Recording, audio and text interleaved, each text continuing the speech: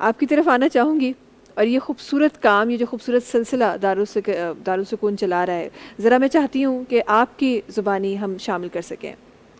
دارالسکون جیسے کہ نام سے ہی واضح ہے کہ دارالسکون، سکون کا در، جہاں پہ پیار محبت ہے، ہوم آف پیس اینڈ لو. تو اس کا آغاز ہوا تھا 1969 میں.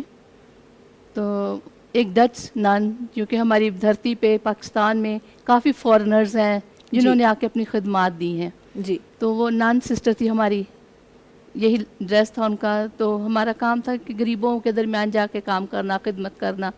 تو جب وہ وزٹ کر رہی تھی تو انہوں نے دیکھا کہ جو اسپیشل ڈس ایبل بچے ہیں ان کے جو لک آفٹر ہے وہ صحیح طرح سے نہیں ہو رہا، اور کس طرح سے ان کو رکھا جا رہا ہے. تو ان کو فیل ہوا جیسے کہ رحم آیا. تو انہوں نے سوچا کہ کیوں نہ ایسے بچوں کے لیے گھر بنایا جائے تاکہ یہ بھی معاشرے میں ایک اچھی زندگی گزار سکے، معاشرے کے کامیاب انسان بن سکیں. تو یہ سوچ لیتے ہوئے کشمیر روڈ پر PCHS میں جی جی یہ دارالسکون وجود میں آیا، اور جہاں پہ ایک فیملی کی طرح سارے، چاہے وہ بڑے تھے، چھوٹے تھے، ڈس ایبل تھے، مینٹلی، فزیکلی، تو سارے ایک ہی چھت کے نیچے رہتے تھے ایک فیملی کی طرح. لیکن جیسے جیسے وہ تعداد بڑھتی گئی تو مشکل ہونے لگا، تو پھر ان کو کلاسیفائڈ کر دیا گیا کہ اسپیشل بچوں کے لیے کشمیر روڈ پہ، اور سینئر سٹیزن کے لیے 1983 میں ایک سیپریٹ ہوم بنایا گیا. لیکن وہ بہت چھوٹا ہونے لگا، لوگ بڑھنے جی لگے. جی تو پھر 2013 میں نمائش پہ ایک سینٹر بنا دیا گیا سینئر سٹیزن کے لیے، جی ایک برانچ جہاں پہ میں ہوں، جہاں پہ بزرگوں کی دیکھ بھال کی جاتی ہے، ہر طرح سے ان کا خیال رکھا جاتا ہے، نرسنگ، میڈیکل جو بھی، اور یہ فری آف کاسٹ ہے. جی بالکل مکمل طور پہ یہ ادارہ ہمارا چیریٹی پہ چلتا ہے. لیکن سندھ گورنمنٹ ہماری، جو ہمارے چیف منسٹر صاحب ہیں مراد صاحب، جی مراد شاہ، وہ اور جو ہمارے کراچی کے لوگ ہیں بہت جنرس ہیں، تو کافی مدد دیتے ہیں. اور بالکل چونکہ یہاں پہ دارالسکون میں کوئی مذہب نہیں دیکھا جاتا، رنگ نسل نہیں دیکھی جاتی، تو ان کی خدمات کی جاتی ہے. اور چونکہ میجورٹی ہمارے پاس مسلمس کی ہے تو اس لیے زکوٰۃ بھی ہم ڈونیشن میں ہمیں دیتے ہیں لوگ.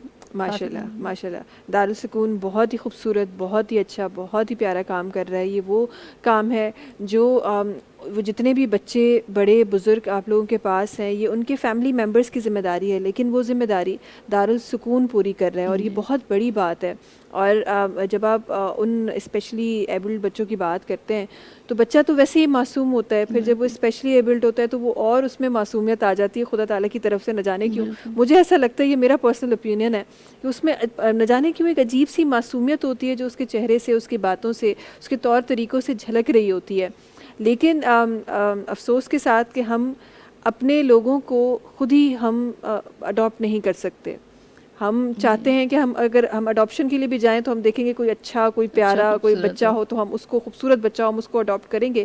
لیکن ان بچوں کی طرف یا ان والدین کی طرف یا ان بہن بھائیوں کی طرف ہم نظر اٹھا کے دیکھنا نہیں چاہتے.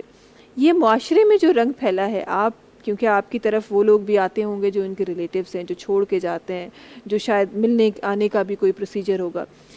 کتنا آفنلی آتے ہیں لوگ اپنے رشتہ داروں سے ملنے؟ عید تہوار پہ تو سمجھ لیں کہ 20% آتے ہوں گے، اور جو ڈیلی تو بہت کم. وہ تو اوکیزن ڈھونڈتے ہیں کہ کوئی چھٹی کا دن ہوگا تو پھر ہم جائیں گے، تو وہ بھی چند گھنٹے کے لیے یا آدھا گھنٹہ، پونا گھنٹہ گزارتے ہیں ان کے ساتھ. تو اور وہ آئی ایم شیور کہ وہ بچے، وہ بڑے، وہ یا بزرگ، جیسے آپ سینئر سٹیزن وارڈ میں ہیں، تو وہ جو بزرگ ہوں گے وہ کس طرح یاد کرتے ہوں گے اپنے بچوں کو، اپنے بہن بھائیوں کو، اپنے رشتہ داروں کو، اپنے پوتوں کو، نواسوں کو کس طرح بالکل یاد کرتے کرتے ہوں گے.